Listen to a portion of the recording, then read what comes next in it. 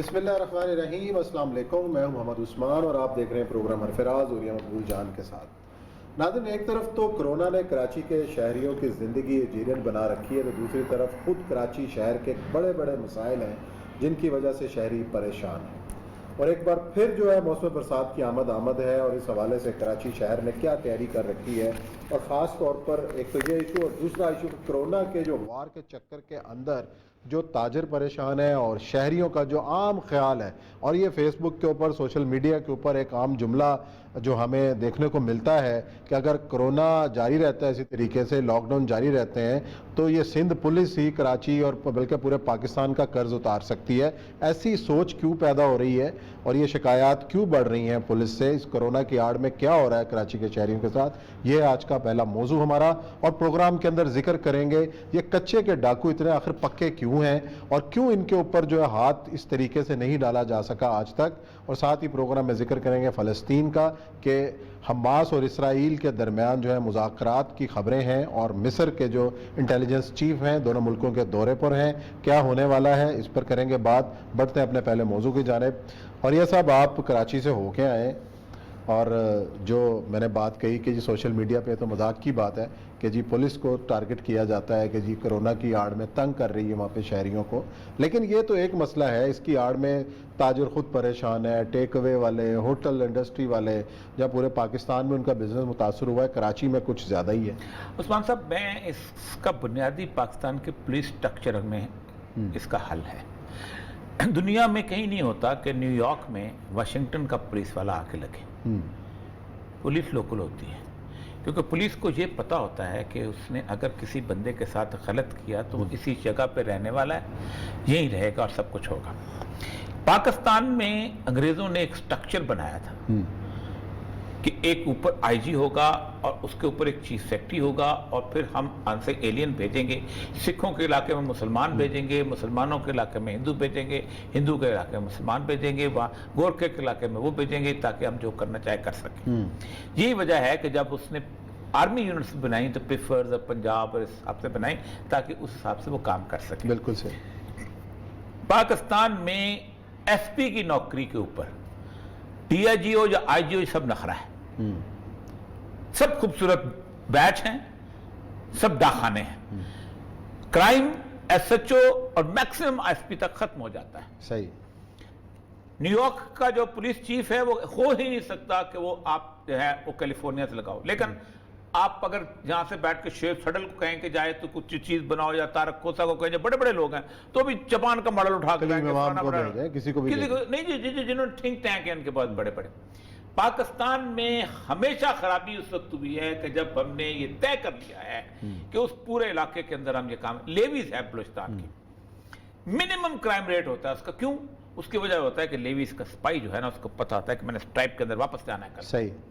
मैं ये नहीं हो सकता कि एक बंदी की जेब में हिरन की पुड़ी डाल के या खुद अपने से चस्ट डाल के मैं इसके घर का सामना कर सकूंगा। वो क्राइम को पूरा माशरा जानता होता है। देखिए, जो कानून होता है ना, खुद जिरगा ला के खूबी क्या है कि talk of the town talk of the court होती है, झूठा गवाह नहीं होता। वो कहता है मैं तो पता है मैं कत्ल किया, आप तुम्हें क्या करना है। कराची के साथ मसला पता है क्या हुआ है? कराची के साथ गुज़श्ता 40-50 साल से एक पॉपुलेशन वो आई है जिसका कराची के अंदर से रोजगार से ताल्लुक था। सही। और उन्होंने वहां आके आबाद होना शुरू किया। अब कराची एक गरीब परवर शहर था, कराची के अंदर लोगों ने आना शुरू किया, रहना शुरू किया, फिर आहिस्ता आहिस्ता कराची की एडमिनिस्ट्रेशन एक मसला बनती गई। 50 तक 58 तक तो कराची जो था ये बुनियादी तौर पर 58 से भी आगे ये हेड क्वार्टर था पाकिस्तान का, नेशनल 62 में हुआ शिफ्ट हुआ, ये पाकिस्तान का दारुल खिलाफा था। और वो एक जैसे इस्लामाबाद है वैसे होता था।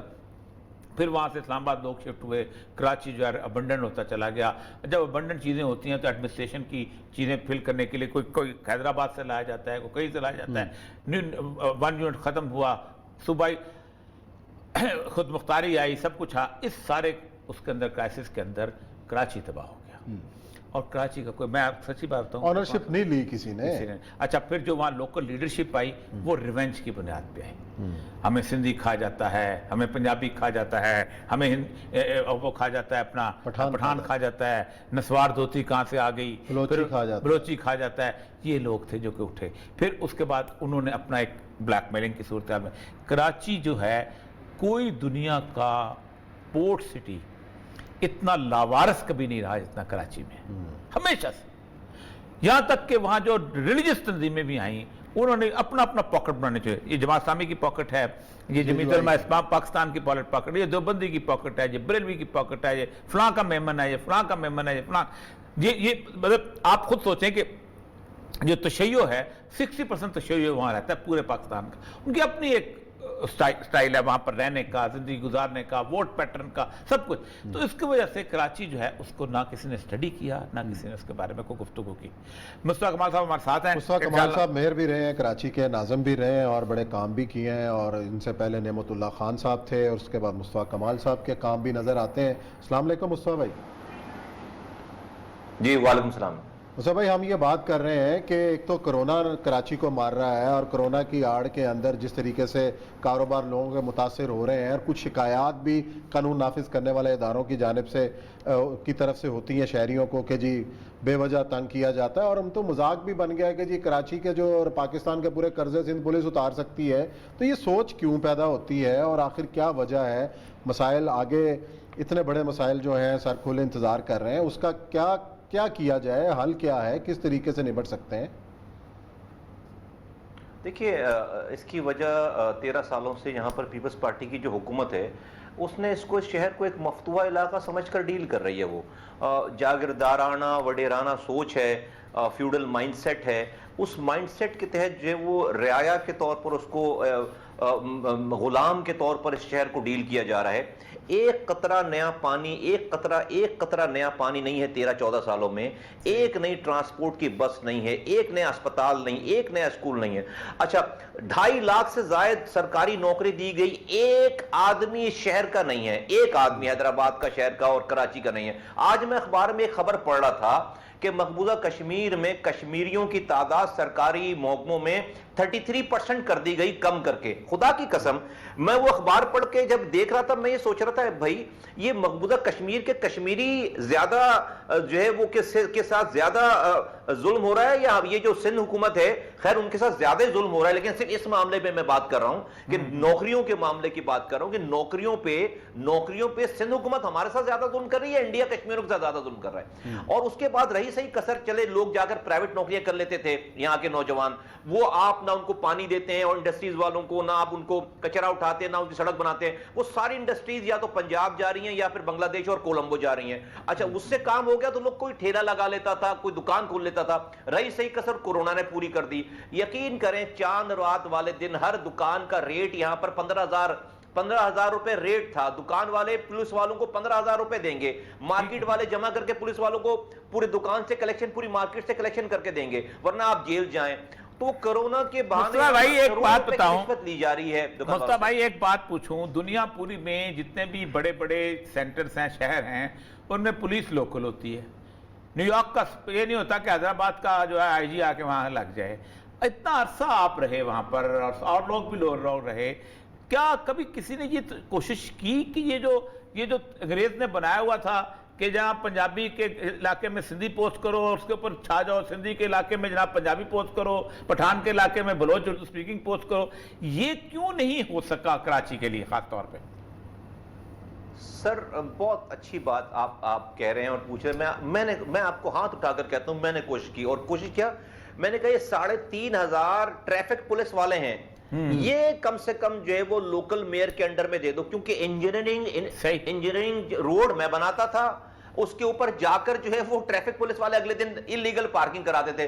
تو میرے پاس میں نے کوریڈورز میں کیمرے لگائے تھے، چیزیں لگائی تھی. میں نے کہا میں ان کو ہائی ٹیک اور میں ان کی سیلریز بڑھا کر ان کی ڈبل سیلریز سٹی گورنمنٹ دے گی. یہ 3,000 کم سے کم ٹریفک پولیس والے سٹی گورنمنٹ کے انڈر میں دے دو. آپ یقین کریں میں وزیر اعظم پاکستان تک کے لیول پہ گیا ہوں اس حوالے سے، لیکن کئی میٹنگیں ہوئی، لیکن جو ہے وہ پاکستان کی چونکہ اوپر سے کمٹمنٹ نہیں تھی، ول نہیں تھی اور ریزالو نہیں تھا کوئی اس کو سمجھنے کے لیے. بھائی یہ والی باتیں تو اوپر سے نیچے آنی چاہیے. کیونکہ میں مانگ رہا تھا نہیں ٹریفک پولیس والے نہیں دینے کے لیے تھے. آج کی پوزیشن تو یہ ہے سر کہ آپ پولیس کو رو رہے ہیں. کراچی کی لوکل گورنمنٹ کے یہاں پہ کے پاس جو ہے وہ یہاں لوکل انتظامیہ کا وزیر اعلیٰ جو ہے وہ گٹر لائنوں کا انچارج ہے، امیجن کریں آپ، وزیر اعلیٰ پانی کی لائنوں کا انچارج ہے، یقین کریں آپ، یعنی کہ ایک گٹر کے ڈھکنے کا انچارج وزیر اعلیٰ ہے، پروونشل گورنمنٹ کا پانی اور سیوریج کا ڈپارٹمنٹ جو ہے وہ لوکل نہیں ہے، بلڈنگ کا ڈپارٹمنٹ لوکل نہیں ہے، کچرے کا ڈپارٹمنٹ لوکل نہیں ہے۔ تو کیا یہ مسئلہ 18ویں ترمیم سے ہوا؟ یہ تو بڑا، میں بھی کراچی سے 2 دن میں آیا ہوں، آپ سوچیں کہ میں نارملی اس طرح کی جگہ پہ کبھی لوگوں میں گھلتا ملتا گفتگو کرتا کہ راستہ ایک عادت سی ہے، میں نے یہ دیکھا ہے کہ یہاں پر ایک ایسی 1986 دوبارہ پیدا ہونے والی صورتحال مجھے نظر آ رہی ہے، وہ بڑی خوفناک ہوگی۔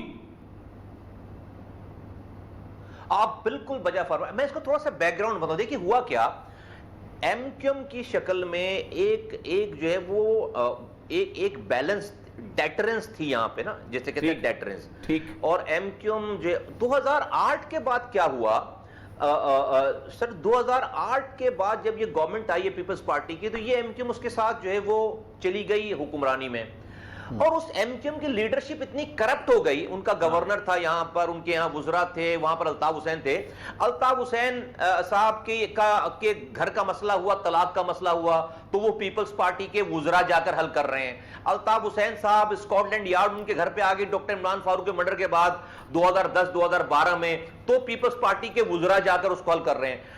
وہ جو انہوں نے اپنی ساری لوپ ہولز پیپلز پارٹی کو دے دی ساری، اس کے بعد پیپلز پارٹی آزاد ہو گئی، اور انہوں نے کیا کیا کہ 2013 میں جب ایم کیو ایم کا گورنر موجود تھا، ان کے وزراء موجود تھے ان کے ساتھ، اس وقت انہوں نے نیا لوکل گورنمنٹ کا آرڈیننس بنایا، قانون بنایا، سارے اختیارات لے لیے۔ وہ ایم کیو ایم جو کہ ہڑتال کرنے والی پارٹی تھی، جو کہ شہر بند کرنے والی پارٹی تھی، ایک آواز نہیں نکال سکی ہے، اور یہ مقبول جان صاحب ایک آواز، اور اس نے شہر میں ایک تنکا نہیں ہلایا۔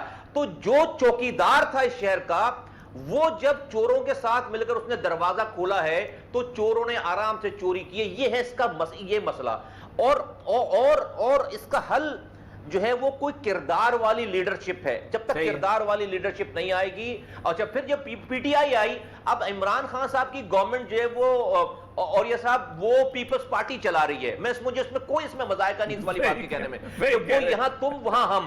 آپ کو پتہ 1 گھنٹے میں عمران خان صاحب کی گورنمنٹ گر جائے گی اگر پیپلز پارٹی چاہے۔ اب عمران خان صاحب پہلے بات کرتے ہیں تو وہ بات بھی نہیں کرتے، تو یہ سب کچھ فرینڈلی فائر ہو، تو پیپلز پارٹی کی گورنمنٹ کو پتہ ہے کہ ان کا بھی کوئی پوچھنے والا نہیں ہے۔ پاکستان چلانے والوں کی ترجیح ہے کہ بھئی ابھی وفاقی حکومت چلائیں، اس وفاقی حکومت چلانے کے لیے پیپلز پارٹی کو کھلی چھوٹ دے دی ہے، اس کا تاوان ہم بھگت رہے ہیں، اس کی جو ہے وہ اس کی جیسے کہتے ہیں نا اس کا بھتہ ہم دے رہے ہیں کراچی والے۔ تو یہ ہے اپنا مصعب بھائی، آپ نے بات کی کہ جب تک ایماندار کی عادت نہیں آتی تو مسائل حل نہیں ہوتے، ایک ڈیٹرنٹ کی بات کی، ایم کیو ایم تو چلے ٹھیک ہے، آپ نے کہا کہ وہ کچھ نہیں کر سکی اس حوالے سے، تو جو ایماندار پارٹی ہیں، لوگوں نے آپ کو بھی میئر بنایا، لوگوں نے نعمت اللہ خان صاحب کو بھی ٹائم دیا، تو یہ جو ایک مشترکات رکھنے والے ایماندار لوگ ہیں، اکٹھے ہو کے کیوں نہیں جدوجہد کرتے؟ پھر حافظ نعیم صاحب کو بلائیں، باقی بھی ایم کیو ایم میں بھی اچھے لوگ ہیں، مل کے چلیں، پھر آگے چلائیں۔ دیکھیے ہم نے تو کوئی ایسی سیاست آج تک نہیں کی جس کو کسی اپنے سیاست میں کسی کو مخالف کو ہم نے دشمن گردانا ہو، کسی کو ہم نے دشمن، ہماری سیاست یہ کہ اختلاف رکھا ہے، میں نے کسی سے دشمنی نہیں کی، میں نے کسی کو نہیں کہا کہ بھئی یہ ہمارا نہیں، اس کو نہیں ہونا چاہیے، اس کو ایک ہم نے آج تک 5 سالوں میں پتھر نہیں مارا۔ لیکن دیکھیے جس ایم کیو ایم کی آج آپ بات کر رہے ہیں، وہ ایم کیو ایم تو ہے ابھی وفاقی حکومت میں بیٹھی ہوئی۔ آج کراچی کا سینسس جو کہ ایک متنازع سینسس تھا، اس کو متنازع رہنے دیا جاتا، اس وفاقی حکومت نے اس سینسس جس کو سب کہہ رہے ہیں کہ غلط، اس کو انہوں نے مہر لگا دی کیبنٹ کی کہ یہ جو ہے وہ اس کو لیگل کر دیا۔ اب جب اگلا سینسس ہوگا، اس اگلے سینسس میں تو اس کی بیسس یہ مان لی جائیں گی، تو بھائی آپ جس طرح سے آپ نے کشمیر کو متنازع رکھا ہوا ہے، آپ اس سینسس کو بھی متنازع کر کے رکھ کے اگلے سینسس پہ جاتے تو ٹھیک ہو سکتا تھا۔ اس ایم کیو ایم نے کہ منسٹروں نے وہاں بیٹھ کر اپنی 2 وزارتوں کے چکر میں سائن کر دیا، تو یہ خود پارٹنرز ان کرائم ہیں، یہ میرے ساتھ آ کر نہیں کھڑے ہوں گے۔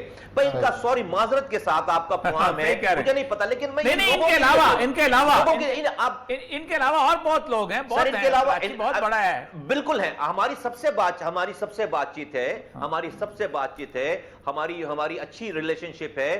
میں اس میں کوئی مذاکرہ نہیں دیکھتا ہوں کہ کراچی میں کے لیے سنجیدہ جماعتیں آپس میں بات کر کے جو ایک بات پہ آ سکتی ہیں. بالکل مجھے اس میں کوئی پرابلم نہیں ہے. مجھے کسی کے پاس جانا پڑے میں چلا جاؤں گا. مجھے کوئی بھائی میں کہتا ہوں کہ بھائی یہ موجودہ لوگ جو حکومتوں میں ہیں یا ابھی یہ اگر اچھے کام کرنے لگیں گے نا تو بھائی میں اپنی سیاست ختم کر دوں گا. میں اپنی میری روزی روٹی نہیں ہے یہ. میں نے کوئی اس میں سے جو حرام نہیں کمانا. میں تمام عہدوں پہ رہ چکا ہوں. آج اللہ کا شکر ہے مجھ پر کوئی ایک انگلی نہیں اٹھا سکتا. لیکن ہم کیا کریں یہاں پر کہ جہاں پر آپ کے پاس پارٹیاں موجود ہیں, پارلیمنٹ میں موجود ہیں, حکومتوں میں موجود ہیں, اور یہاں کا کچرا نہیں اٹھ رہا, یہاں پر پانی نہیں دے رہے, یہاں کی دکانداروں کا کوئی پرسان حال نہیں ہے, تو سب لوگوں کے ایک بھی سیٹ تو خالی نہیں ہے یہاں پہ. تو اس وجہ سے ہم یہ سیاست کر رہے ہیں لوگوں کی آواز بننے کے لیے. میں سمجھتا ہوں کہ بہت جلد آ جائے گا وہ ٹائم. ہم اللہ کا شکر ہے پچھلے الیکشن میں جس جگہ سے NA 249 میں ہمیں 1600 ووٹ ملے تھے, ہمیں 9,500 ووٹ ملے, جیتنے والا 15,000 ووٹ پہ کھڑا ہوا ہے. تو 1600 سے ہم 9,500 آ گئے, اور جیتنے والا کوئی 50,000 نہیں 15,000 پہ کھڑا ہے. تو ہم انشاءاللہ تعالی بہت تیزی سے اس طرف آ رہے ہیں جہاں پر ہمارے پاس کراچی کا مینڈیٹ ہوگا انشاءاللہ تعالی. چلیں, بہت شکریہ مصطفیٰ کمال صاحب, آپ تفصیل سے ہمیں صورتحال سے کہہ رہے تھے. یہاں لیتے ہیں بریک, اور بریک کے بعد آئیں گے اور ذکر کریں گے کچے کے ڈاکوؤں کا.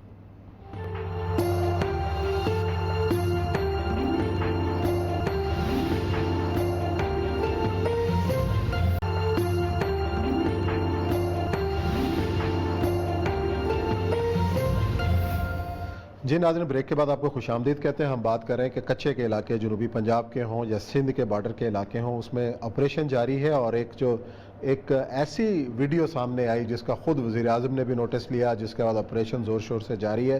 کہیں لادی گینگ ہے تو کوئی چھوٹو گینگ ہے, اس طرح کچے کے علاقوں میں آپریشن جاری ہے.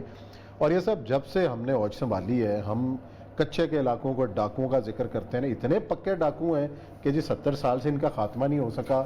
کہیں کوئی پولیٹیکل ان کو بیک ہوتی ہے, کہیں پولیس کی بیک ہوتی ہے, کہیں کسی کی بیک ہوتی ہے. اور یہ دیکھیں آپ کبھی ان کی شکلیں دیکھیں اور ان کا لباس دیکھیں, ان کے پاؤں میں جوتی نہیں ہوگی. ہاں نہیں ہوگی. ان کے کپڑے پھٹے ہوئے, بڑی زبردست کلاشنکوف ان کی تازہ ہوگی, کپڑے ان کے پھٹے. اگر انہیں تغوا برائے توان بھی کیا ہے تو کم سے کم ان کو کچھ تو پیسہ ملے یار, کچھ تو کریں.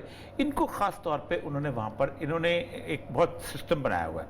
مطلب گجرات ہے نا, گجرات کے اندر چناب کا بیلا ہے, اس کے اندر جو ہوں گے تو اس کے پروٹیکشن کے لیے کچھ اور لوگ اوپر پیچھے بیٹھے ہوں گے. یہ وہ لوگ ہیں کہ جو ان تک پولیس نہیں آنے دیتے, ان کی مرضی کا SHO لگواتے ہیں, اپنے تقویٰ پر. اسی طرح آگے آ جائیں تو راوی کا بیلا آ جائے گا, پھر اس کے بعد آگے یہ چھوٹے یہ بیلے جب ختم ہوتے ہیں تو پھر اس کے بعد آگے جا کے آپ کو سندھ اور پنجاب کا بارڈر ملتا ہے. اچھا, یہ بارڈر ایک زمانے میں بہت ٹھیک ہو گیا تھا جس وقت ویسٹ پاکستان ہوتا تھا. اچھا, کیونکہ ہوتا یہ ہے کہ وہ جرائم کا مسئلہ تو کہتے ہیں وہ تو بھاگ کے سندھ میں چلے گئے. سندھ میں کہتے ہیں بھاگ ایک جوائنٹ آپریشن, پھر وہ رینجرز آ جاتی ہے اور سارا کچھ آ جاتا ہے. مسئلہ سارا یہ ہے کہ ان کو پروٹیکٹ کرنے کے لیے ان کے MNAs, ان کے MPAs, باقی سارے کے سارے لوگ کھڑے, اور پولیٹیکل ایلیٹ وہاں پہ موجود ہوتی ہے. اور یہ کرتے یہ ہیں کہ آپ خود سوچیں کہ ان کے مفرور کہاں جاتے ہیں. ان کے مفرور جو ہیں وہ کلاشنکوف اٹھا کے ہمارے پولیٹیشینز کے گن مین کے طور پہ کام کرتے ہیں, اور ساتھ ساتھ چل رہے ہوتے ہیں. اور کوئی کہیں کی مفروری کاٹ کے وہاں اس کے پاس بیٹھا رہتا ہے کہیں.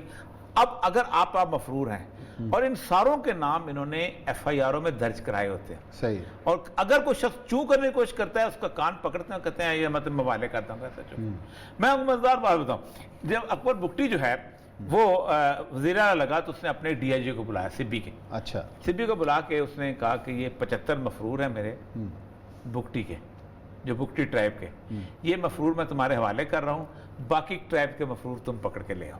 اچھا, بھئی تم 75 تم نے بھی رکھے ہوئے تھے نا, ٹھیک, کیونکہ صاحبہ خود چیف منسٹر ہو گئے تو وہ putting the thief, catching the thief والی صورت آ رہے. لیکن اس میں سر سب سے بڑی بات ہے کہ عام آدمی کا ستیاناش بہت ہوتا ہے. یہ لوگوں کی کاروباری لوگوں کو اٹھاتے ہیں, سیاستدانوں کو مرواتے ہیں. اور ابھی پچھلے جو ویڈیو آئی ہے جس میں انہوں نے ہاتھ کاٹ کے اور باقی چیزیں دیکھنے کے انسان نہیں لگتے, کیسے ان کو انہوں نے ٹریننگ دی ہوئی ہے اور کس طرح. اور پھر سب سے بڑی بات یہ ہے کہ ہماری فلموں نے شروع میں ان کو بہت ذرا گلیمرائز کیا ہے.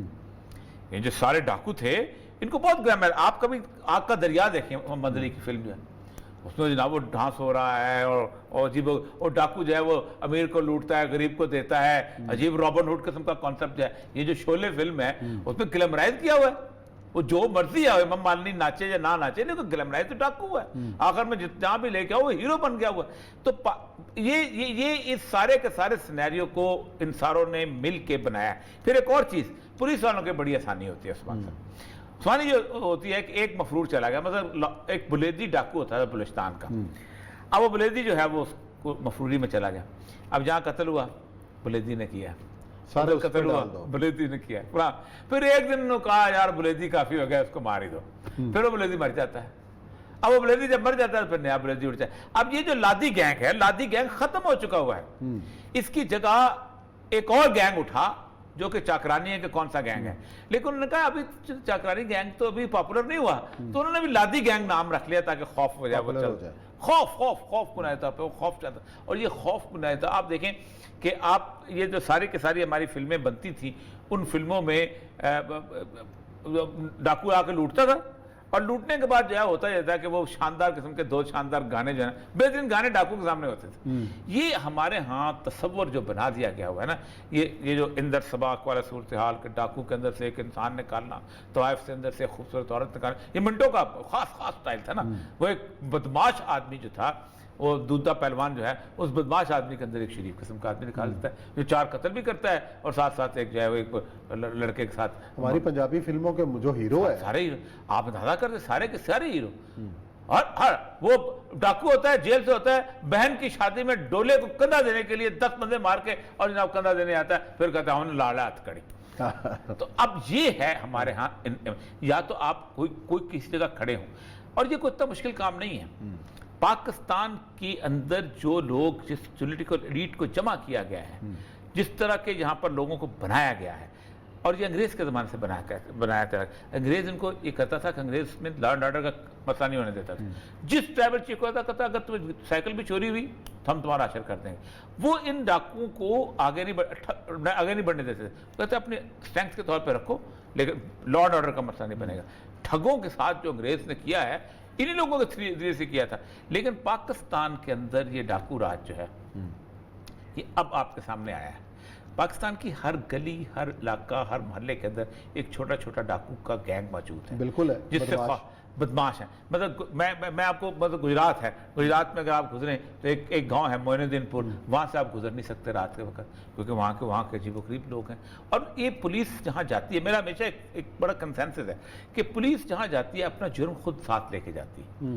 میں ایک دفعہ سبی میں تھا تو مجھے کہا گیا کہ ایک تھانہ نیا بنایا، تو میں نے ہاتھ باندھ دیا، میں نے کہا تھانہ نہ بناؤ، یہ اپنی مرضی کا وہاں پہ وہ لے کے آئیں گے اپنا، نہیں کمانے کے لیے۔ ایک تو ہوتا ہے نا قتل ہو گیا، قتل نہ ہوا تو آپ بھوکے مریں گے، تو آپ اپنی مرضی کا ایک جعلی جو ہے وہ بوتلیں بنانے والا کارخانہ لگائیں گے، آپ مرضی کا ایک جوا خانہ بنائیں گے، آپ مرضی کا ایک خواتین کا کاروبار والا بنائیں گے، آپ مرضی کا ایک کچی شراب بیچنے والے بنائیں گے، اس سے آپ کی منتھلی آتی رہے گی، آپ کا دھندا چلتا رہے گا، آپ کے ہاں کچھ جرم ہو یا نہ ہو، وہ 8-10 لوگ جو ہیں وہ آپ کا رزق چلاتے رہتے ہیں۔ اب یہ ہے ہمارے ہاں، یا تو آپ کوئی کسی جگہ کھڑے ہوں، اور یہ کوئی اتنا مشکل کام نہیں ہے۔ پاکستان کے اندر جو لوگ، جس پولیٹیکل ایلیٹ کو جمع کیا گیا ہے، جس طرح کے یہاں پر لوگوں کو بنایا گیا ہے، اور یہ انگریز کے زمانے سے بنایا تھا۔ انگریز ان کو یہ کہتا تھا کہ انگریز میں لا اینڈ آرڈر کا مسئلہ نہیں ہونے دیتا تھا۔ جس ٹریول چیک ہوتا کہتا اگر تمہیں سائیکل بھی چوری ہوئی تو ہم تمہارا اشر کر دیں گے۔ وہ ان ڈاکوؤں کو آگے نہیں بڑھنے دیتے تھے، کہتے اپنے اسٹرینگتھ کے طور پہ رکھو، لیکن لا اینڈ آرڈر کا مسئلہ نہیں بنے گا۔ ٹھگوں کے ساتھ جو انگریز نے کیا ہے، انہی لوگوں کے ذریعے سے کیا تھا، لیکن پاکستان کے اندر یہ ڈاکو راج جو ہے یہ اب آپ کے سامنے آیا ہے۔ پاکستان کی ہر گلی، ہر علاقہ، ہر محلے کے اندر ایک چھوٹا چھوٹا ڈاکو کا گینگ موجود ہے، بالکل ہے، جس سے بدماش ہیں۔ مطلب میں آپ کو، مطلب گجرات ہے، گجرات میں اگر آپ گزریں تو ایک گاؤں ہے معین الدین پور، وہاں سے آپ گزر نہیں سکتے رات کے وقت، کیونکہ وہاں کے عجیب و غریب لوگ ہیں۔ اور یہ پولیس جہاں جاتی ہے، میرا ہمیشہ ایک بڑا کنسنسس ہے کہ پولیس جہاں جاتی ہے اپنا جرم خود ساتھ لے کے جاتی ہے۔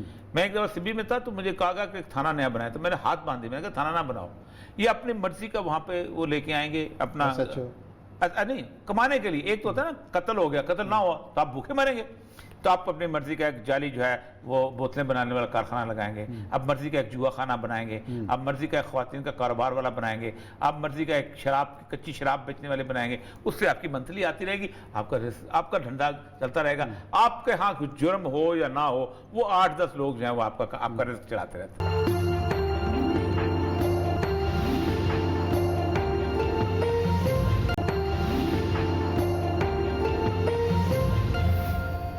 جی ناظرین، بریک کے بعد آپ کو خوش آمدید کہتے ہیں۔ فلسطین میں جو حالیہ جنگ بندی ہوئی ہے اس کے بعد غزہ میں تعمیر نو کا کام جاری ہے، اور ایک اہم ڈیولپمنٹ یہ ہوئی ہے کہ اسرائیل نے حماس کو پیشکش کی ہے کہ وہ تعمیر نو میں مدد دے سکتا ہے، جس کو ریجیکٹ کیا حماس کی قیادت نے، اور ساتھ ہی مصر کے انٹیلیجنس چیف پہنچے پہلے تل ابیب اور اس کے بعد غزہ میں ہیں، اور اس حوالے سے ایک امید یہ کی جا رہی ہے کہ کوئی قیدیوں کا تبادلے کا کوئی معاہدہ طے پا جائے۔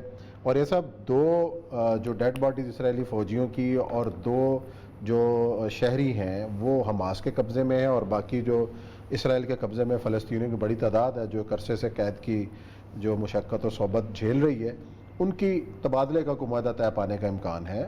اس کو کس طریقے سے آگے چل کر یہ نظر آئے دیکھیں، گا؟ بات سنیں، پوری دنیا میں اسرائیل کو تبصرہ کیا جاتا ہے ایک نارمل فارمیشن والے ملک کے ساتھ کہ جمہوریت کے الیکشنز ہو رہے ہیں جی، نیتن یاہو ہے جی، مقابلے میں اس کے سیکولر لوگ ہیں جی، یہ بڑے سخت خلاف ہیں، تو فلاں ہیں، تو یہ ہے، تو وہ ہے، تو ابھی اسرائیل نے اس نے بچانے کے لیے اپنی اس کی جو ہے وار جو ہے وہ شروع کرتی ہے، اور کل کو دیکھیں جی یہ وہاں کتنی زبردست چیز ہے، اور یہ دنیا میں کہ پریس کو یہ دھوکہ دیا جاتا ہے، ابھی بھی یہ دھوکہ دیا جا رہا ہے کہ نیتن یاہو جو ہے وہ نہیں بچ سکے گا، جس کو وہ پورا اسرائیل کہتا ہے مسٹر سیکیورٹی، کہ یہ وار ٹائم میں بڑی چیز ہو جاتا ہے۔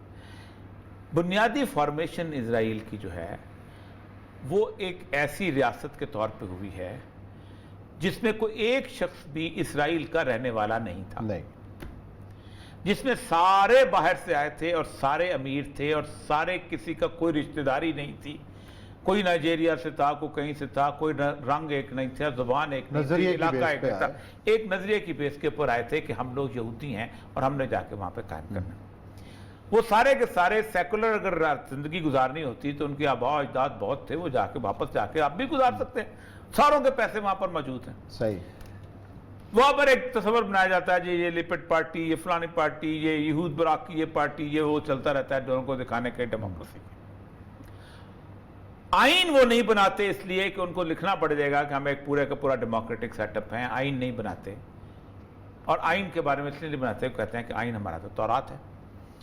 یہ وہ سارے کا سارا سینیریو ہے کہ جس سینیریو کی بنیاد کے اوپر ہم اسرائیل کو جو ہے ہم ایک عام سے اسٹیٹ بنانے کی کوشش کرتے ہیں۔ حماس کے ساتھ کیا مسئلہ ہے کہ حماس کے ساتھ مسئلہ یہ ہے کہ حماس ان کی جورسڈکشن سے تھوڑی سی دور ہے اور مصر کے اس طرف ہے۔ پھر حماس کا معاملہ یہ ہے کہ حماس نے اپنے ٹیکٹس کو بہت حد تک ڈیولپ کر لیا ہوا ہے، اور حماس جو ہے وہ کسی حد تک اسٹرانگ اس طرح کی ہو گئی ہے کہ وہ لوکلی لڑ سکتی ہے ان کے ساتھ۔ دوسرا یہ ہے کہ حماس کے اندر میجورٹی وہ ہے کہ جو اس طرح اسرائیل کے ساتھ زندگی نہیں گزار رہی، کیونکہ یہاں تو ویسٹ بینک کے جتنے مسلمان ہیں وہ تو زمینیں ابھی بھی بیچ رہے ہیں، اور ابھی بھی ان کے لوگ اسرائیلیوں کو دے رہے ہیں، مہنگے داموں دے رہے ہیں، خرید رہے ہیں، اور وہ وہاں رہ بھی رہے ہیں۔ پھر وہ وہاں اپنے روز شور شر مچتا ہے، پھر وہاں پر ایک ایسے بندے کو سلیکٹ کرتے ہیں کہ جو یاسر عرفات کی پارٹی کا تھا، جو سارے کے سارے پیس پروسیس کا حصہ تھا، جو ٹو نیشنز کو تسلیم کرتا تھا، وہ جبکہ حماس تو ٹو نیشن کو تسلیم نہیں کرتی۔ اب یہ جو اس وقت سب کچھ ہو رہا ہے مصر، یہ پیسفل کو ایگزسٹنس کا ہو رہا ہے، اور یہ مسلمانوں کو سب سے بڑا دھوکہ دیا جا رہا ہے۔ دیکھیں، مسلمانوں کو یہ دھوکہ دیا جا رہا ہے کہ ہم ایک عام جیسے دوسرے ملک ہیں، ہم ویسے رہنا چاہتے ہیں، جبکہ قائد اعظم کے نزدیک it is a bastard child of Europe, یہ ناجائز بچہ ہے یورپ کا، آپ بندوں کو اکٹھا کر کے لے کے آئے، ہم اس ناجائز بچے کو جو ہے وہ مان لیں۔ اچھا وہ منوانا بھی نہیں چاہتے آپ سے، وہ کہتے ہیں جس طرح ابوظہبی نے مانا، ابوظہبی نے مان لو، ہمیں کوئی فرق نہیں پڑتا، لیکن مسئلہ ذرا یہ ہے کہ کیا وہ 25 لاکھ عرب کے لوگوں باشندوں کو وہاں حقوق دیں گے؟ اور اگر نیشن اسٹیٹ کے حساب سے مان لیا تو کیا آپ اس کو تسلیم کر لیں گے؟ جو بات تو اس نے کی تھی اپنا سید علی گیلانی صاحب نے کہ اگر کشمیر ایک انسانی حقوق کا مسئلہ ہے تو کیا کل کو اگر تمام انسانی حقوق دے دیے جائیں تو کشمیر انڈیا کا حصہ بن جائے گا؟ انڈیا ان کو ہر انسانی حقوق دے دے، ان کو جناب نوکریاں بھی دے دے، ہر چیز دے دے، اس کی آزادی دے دے، خود مختاری دے دے، خود مختاری، تو کیا وہ کشمیر انڈیا کا حصہ بن جائے گا؟ نہیں بن جائے گا، کیونکہ انڈیا کے ایک سیکولر آئین اس کے تحت نہیں رہ سکتے۔ اسی طرح وہ کہتے ہیں کہ اگر ہم کو کچھ بھی کر لیا جائے، ہم ایک ایسے ایجنڈے کو فالو کر رہے ہیں کہ جس ایجنڈے کے زائنسٹ کا ایجنڈا یہی ہے کہ ہم نے ایک بڑی انڈیپینڈنٹ اسٹیٹ بنانی ہے۔ تو یہ جو تبصرہ کیا جاتا ہے کہ آج حماس سے، میں چھوٹے چھوٹے تبصروں میں پڑھنا اس لیے نہیں چاہتا ہوں کہ چھوٹے چھوٹے تبصرے جو ہے مسلمان امہ کے اب باقی سارے لوگوں کا جو ہے وہ اٹینشن ڈائیورٹ کرتے ہیں۔ یہی وجہ ہے کہ آج اردن خاموش ہے۔ اب دیکھیں، حماس کو اب اس دفعہ ہوا یہ ہے کہ انہوں نے پوری امت میں جو لڑائی شروع کی تھی عرب اور عجم کی، جو ایران اور سعودی عرب کی، حماس کا ساتھ دینے والا کون رہ گیا؟ ایک زمانے میں مطلب اور کچھ حزب اللہ ساتھ ہوتا تھا، سعودی عرب سے کچھ لوگ ہو جاتے، مصر سے لوگ ہوتے، اخوان آ جاتے، اب اخوان اپنی جنگ میں بیچارے لگے ہوئے ہیں، سارے تو جیلوں میں پڑے ہوئے ہیں، پھانسیوں کا انتظار کر رہے ہیں، یہاں پر اپنے لگے ہوئے ہیں، شام میں اپنے لوگ چلے گئے ہیں، کبھی صدام حسین کے لوگ انہوں نے اس کو کر دیا حماس کا کہہ تنہا ہے، کیونکہ یہاں تو ویسٹ بینک کے جتنے مسلمان ہیں وہ تو زمینیں ابھی بھی بیچ رہے ہیں اور ابھی بھی ان کے لوگ اسرائیلیوں کو دے رہے ہیں، مہنگے داموں دے رہے ہیں، خرید رہے ہیں، اور وہ وہاں رہ بھی رہے ہیں، پھر وہ وہاں اپنے روز شور شر مچتا ہے، پھر وہاں پر ایک ایسے بندے کو سلیکٹ کرتے ہیں کہ جو یاسر عرفات کی پارٹی کا تھا، جو سارے پیس پروسیس کا حصہ تھا، جو ٹو نیشنز کو تسلیم کرتا تھا، وہ جبکہ حماس تو ٹو نیشن کو تسلیم نہیں کرتی۔ اب یہ جو اس وقت سب کچھ ہو رہا ہے مصر، یہ پیسفل کو ایگزسٹنس کا ہو رہا ہے، اور یہ مسلمانوں کو سب سے بڑا دھوکہ دیا جا رہا ہے۔ دیکھیں مسلمانوں کو یہ دھوکہ دیا جا رہا ہے کہ ہم ایک عام جیسے دوسرے ملک ہیں، ہم ویسے رہنا چاہتے ہیں، جبکہ قائد اعظم کے نزدیک it is a bastard child of Europe, یہ ناجائز بچہ ہے یورپ کا، آپ بندوں کو اکٹھا کر کے لے کے آئے، ہم اس ناجائز بچے کو جو ہے وہ اچھا وہ منوانا بھی نہیں چاہتے آپ سے، وہ کہتے ہیں جس طرح ابوظہبی نے مانا، ابوظہبی نے مان لو، ہمیں کوئی فرق نہیں پڑتا، لیکن مسئلہ ذرا یہ ہے کہ کیا وہ 25 لاکھ عرب لوگوں باشندوں کو وہاں حقوق دیں گے، اور اگر نیشن اسٹیٹ کے حساب سے مان لیا ہے تو کیا آپ اس کو تسلیم کر لیں گے؟ جو بات تو اس نے کی تھی اپنا سید علی گیلانی صاحب نے کہ اگر کشمیر ایک انسانی حقوق کا مسئلہ ہے تو کیا کل کو اگر تمام انسانی حقوق دے دیے جائیں تو کشمیر انڈیا کا حصہ بن جائے گا؟ انڈیا ان کو ہر انسانی حقوق دے دے، ان کو جناب نوکریاں بھی دے دے، ہر چیز دے دے، اس کی آزادی دے دے، خود مختاری دے دے، خود مختاری، تو کیا وہ کشمیر انڈیا کا حصہ بن جائے گا؟ نہیں بن جائے گا، کیونکہ انڈیا کے ایک سیکولر آئین اس کے ساتھ نہیں رہ سکتے۔ اسی طرح وہ کہتے ہیں کہ اگر ہم کو کچھ بھی کر لیا جائے، ہم ایک ایسے ایجنڈے کو فالو کر رہے ہیں کہ جس ایجنڈے کے زائنسٹ کا ایجنڈا یہی ہے کہ ہم نے ایک بڑی انڈیپینڈنٹ اسٹیٹ بنانی ہے۔ تو یہ جو تبصرہ کیا جاتا ہے کہ آج حماس سے، میں چھوٹے چھوٹے تبصروں میں پڑھنا اس لیے نہیں چاہتا ہوں کہ چھوٹے چھوٹے تبصرے جو ہے مسلمان امہ کے اب باقی سارے لوگوں کا جو ہے وہ اٹینشن ڈائیورٹ کرتے ہیں۔ یہی وجہ ہے کہ آج اردن خاموش ہے۔ اب دیکھیں حماس کو اب اس دفعہ ہوا یہ ہے کہ انہوں نے پوری امت میں جو لڑائی شروع کی تھی عرب اور عجم کی، جو ایران اور سعودی عرب کی، حماس کا ساتھ دینے والا کون رہ گیا؟